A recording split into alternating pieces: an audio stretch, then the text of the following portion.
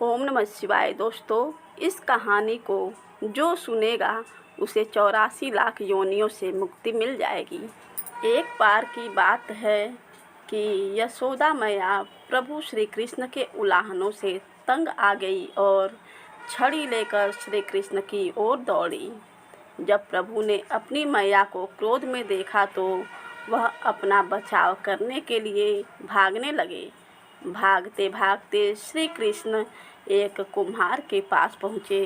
कुम्हार तो अपने मिट्टी के घड़े बनाने में व्यस्त था, लेकिन जैसे ही कुम्हार ने श्री कृष्ण को देखा तो वह बहुत प्रसन्न हुआ।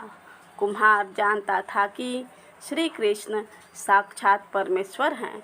तब प्रभु ने कुम्हार से कहा कि कुम्हार जी, आज मेरी मैया मुझ पर बहुत क्रोधित है। मैया छड़ी लेकर मेरे पीछे आ रही है।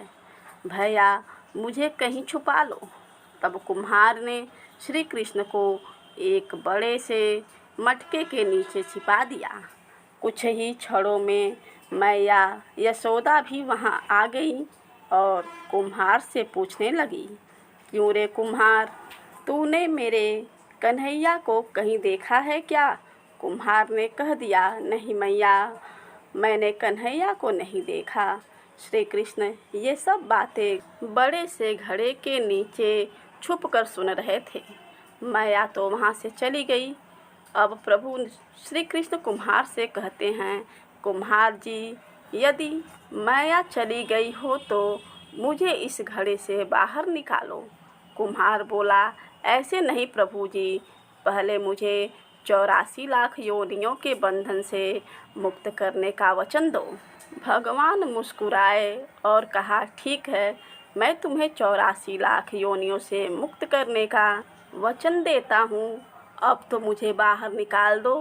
कुम्हार कहने लगा, मुझे अकेले नहीं प्रभु जी, मेरे परिवार के सभी लोगों को भी 84 लाख योनियों के बंधन से मुक्त करने का वचन दोगे तो मैं आपको इस घड़े से बाहर निकालूंगा। प्रभु जी कहते हैं, चलो ठीक है, उनको भी 84 लाख योनियों के बंधन से मुक्त होने का मैं वचन देता हूँ। अब तो मुझे घड़े से बाहर निकाल दो। अब कुम्हार कहता है, बस प्रभु जी, एक विनती और है, उसे भी पूरा करने का वचन दे दो तो मैं आपको घड़े से बाहर निकाल दूंगा। भगवान बोले, वो भी बता दे, क्या कहना चाहते हो? कुम्हार कहने लगा, प्रभु जी, जिस घड़े के नीचे आप छुपे हो उसकी मिट्टी मेरे बैलों के ऊपर लाद के लाई गई है।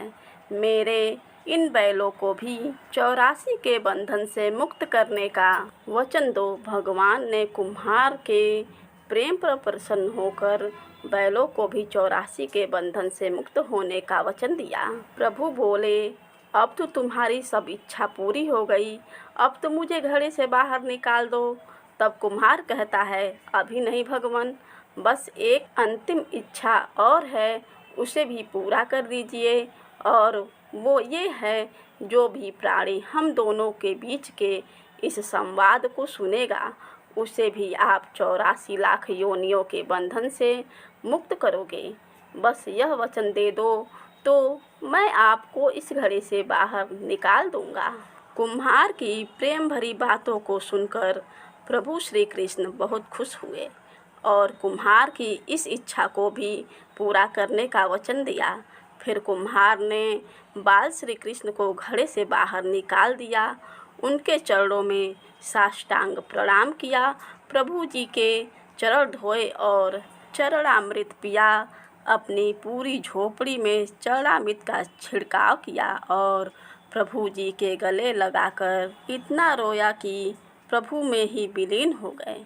जरा सोच कर देखिए, जो बाल श्री कृष्ण 7 कोस लंबे चौड़े गोवर्धन पर्वत को अपनी इकन्नी अंगुली पर उठा सकते हैं, तो क्या वो एक घड़ा नहीं उठा सकते थे? लेकिन बिना प्रेम रीझे नहीं नटवर नंद किशोर, कोई कितने भी यज्ञ करे, अनुष्ठान करे, कितना भी दान करे, चाहे कितने भी भक्ति करे, लेकिन जब तक मन में प्राणी मात्र के लिए प्रेम नहीं होगा प्रभु श्री कृष्ण मिल नहीं सकते।